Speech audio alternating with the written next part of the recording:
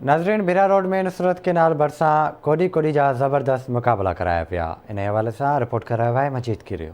रांदियूं सुठी सेहत जो राज़ चयूं वेंदियूं आहिनि। अहिड़ी तरह हर हफ़्ते बिरिया रोड नुसरत केनाल भरिसां कोडी कबड्डी रांदि बि अवाम जे दिलचस्पीअ जो मरकज़ रहे थी। कबड्डी जी रांदीगर सां गॾु रांदि ॾिसण लाइ परे परे खां शौक़ीन पहुचनि था। कामयाब रांदीगरनि खे शौक़ीन वाह वाह सां गॾु इनाम पिणु ॾियनि था। रांदीगरनि शौक़ीननि आवाज़ टीवी सां ॻाल्हाईंदे चयो त असां पंहिंजे मदद पाण ऐं पंहिंजे शौक़ जे ख़ातिर असांजो सिंध कबड्डी क्लब बिरिया रोड आहे जो हुन जे तहत असां रांदि कराईंदा आहियूं। छोकिरा असांजा क्लब जा आहिनि ऐं सभु असांजा शागिर्द आहिनि।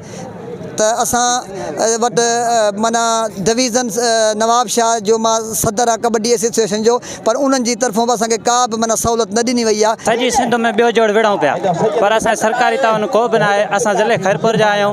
घणेई रांदीगर असांजा आहिनि, ख़िदमत वटि ख़र्च वटि छॾे विया रांदि। असांजे सिंध खे सम्झ हटाए पियो वञे। 10 साल खनि थी विया आहिनि मां कबड्डी रांदि खेॾां थो। इन में बसि तेल बि हणंदा आहियूं, वर्जिश कंदा आहियूं, खीर पीअंदा आहियूं, तॾहिं पहलवान थी।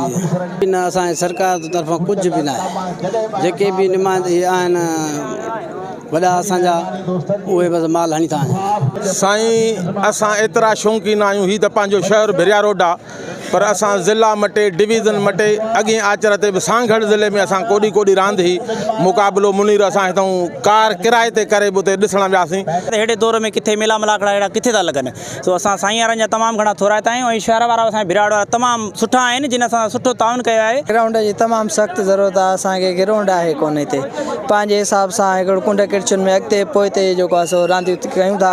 गवर्नमेंट जी का बि सपोर्ट कोन्हे का। कबड्डी रांदि रांदीगरनि जूं ॻाल्हियूं ॿुधियूं। हिननि जो इहो ई चवणु आहे त असांखे सिंध हुकूमत सरपा या सकाफ़त खाते जे तरफ़ां का बि सहूलियत न ॾींदी आहे। हिते असां परे परे खां रांदीगर पंहिंजे शौक़ जे हिसाब सां रांदि करणु ईंदा आहियूं। हितां जे तव्हां शौक़ीननि जूं ॻाल्हियूं ॿुधियूं, जिन जो चवणु आहे त बिरिया रोड में हिकिड़ो सरकारी लेवल ते जेको आहे ग्राउंड हुजणु खपे, जेको बदकिस्मती सां बिरिया रोड में कोन्हे को। हिननि जो इहो बि चवणु हुयो त कबड्डी रांदि सां काफ़ी सारे सिहत ते जेको आहे सो सुठा असर पवनि था। कैमरामैन गफ़ार चन्ना सां गॾु अब्दुल मजीद कीरियो, आवाज़ टीवी बिरिया रोड।